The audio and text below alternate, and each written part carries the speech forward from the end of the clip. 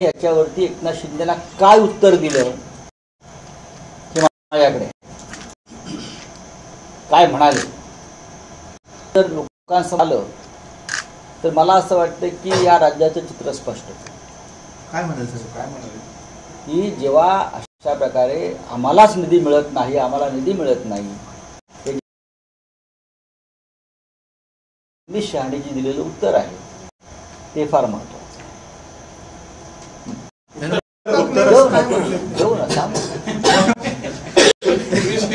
यापूर्वी त्या दोघांमधला जो संवाद होता तुम्ही पाहिला असेल, पुण्यात पहाटे झालं, तुम्ही दिलेला आहे, तू तसाच्या तसा खरा ठरला, त्याचा कोणी इन्कार केला नाही. सांगतो कोण मग? अमित शहा सांगतात की एकनाथ शिंदे. माझं नाव आणि या संजय महाभारतात डोळ्यात आणि कानात साठवून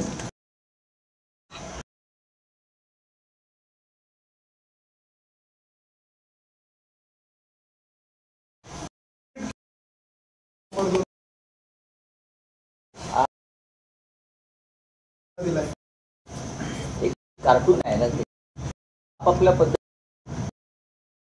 आपल्या भूमिका मांडत असतात.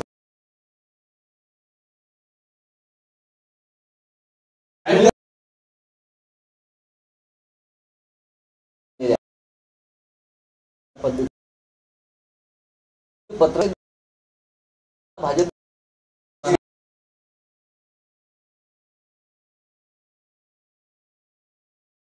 मी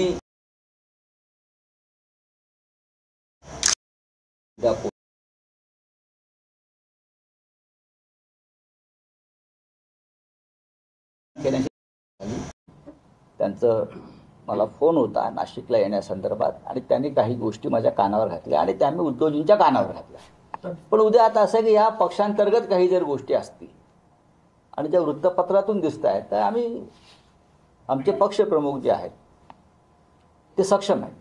पण याचमुळे लोकसभेला फटका बसला. कालचा सामना त्याच्यावर चंद्रशेखर बावनकुळेंनी टीका केली तुमच्यावरती की संजय राऊतांचं किंवा सामन्यातलं सध्याचं जे लिखाण आहे ते उद्धव ठाकरेंना राजकीय दृष्ट्या संपवण्याचा डाव आहे का? आजचा पण त्या अग्रलेख वाचायला पाहिजे.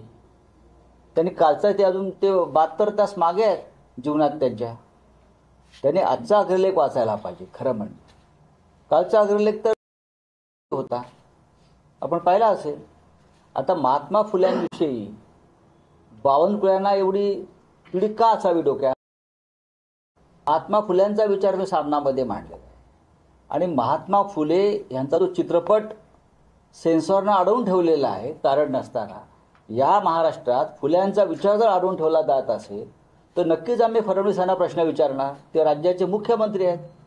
फुले आंबेडकर शाहू यांच्या विचारांवरती तुम्ही बंदी आणत असाल. मी वारंवार ते सांगतो, फुले शाहू आंबेडकर हा जो महाराष्ट्र पुरोगामी म्हणून म्हणतो तो फुले शाहू आणि आंबेडकर, डॉक्टर आंबेडकर ह्यांच्यामुळेच आपण महाराष्ट्राला एक प्रोग्रेसिव्ह स्टेट म्हणतो ना. आणि तोच फुले साहेबांचा विचार म्हणजे महात्मा फुल्यांचा विचार काही अतरंग लोक या समाजातले रस्त्यावरती येऊन फुल्यांच्या विचारांवर चिकलफेक करत असतील आत्तासुद्धा, तर तुम्हाला फुल्यांचं नाव घ्यायचा अधिकार नाही. आणि या राज्याचे मुख्यमंत्री फडणवीस आहेत. कुठल्या तरी एका ब्राह्मण संघटनेनं विरोध करून काही गोंधळ निर्माण केलेला आहे. फडणवीसांना स्वतः ब्राह्मण असल्याचा गर्व असतो, नेहमी सांगतात होय मी ब्राह्मण असल्याचा मला गर्व आहे आणि ब्राह्मण समाज त्यांच्या ऐकण्यातला आहे. मी सगळ्या ब्राह्मणांविषयी म्हणत नाही आहे, काही संघटना आहेत. फडणवीसांनी त्यांना तंबी द्यायला पाहिजे. इतर समाजाला देतात ना, तंबी द्यायला पाहिजे. फुल्यांचा विचार कुठे अडवताय? तुमचं जर काय म्हणणं असेल तुम्ही वेगळा सिनेमा काढा, आम्ही त्याला विरोध करणार नाही. तुम्ही वेगळा सिनेमा काढा, आमचं कोणाविषयी म्हणणं नाही. पण महात्मा फुले, डॉक्टर बाबासाहेब आंबेडकर, शाहू महाराज यांचे विचार या महाराष्ट्राच्या मातीत मनात रुजलेले आहेत. देशामध्ये म्हणून आम्हाला सन्मान आणि मान आहे, प्रतिष्ठा अजूनही. ती मोदींच्या विचारामुळे नाही किंवा संघाच्या विचारामुळे नाही, ती फुले शाहू आंबेडकरांच्या विचारामुळे हा महाराष्ट्र मोठा झालेला आहे. तर हे फडणवीसांनाच आम्ही प्रश्न विचारला. म्हणून हा जो वाद आहे महाराष्ट्रात, तो मी असं मानतो की फुले विरुद्ध फडणवीस आहे. साहेब सिंधुदुर्गमध्ये एक घटना घडलेली आहे की वैभव नाईकांनी ही वाल्मिकी कराडच्या बीडच्या घटनेपेक्षाही संतोष देशमुख पेक्षाही भयंकर आहे.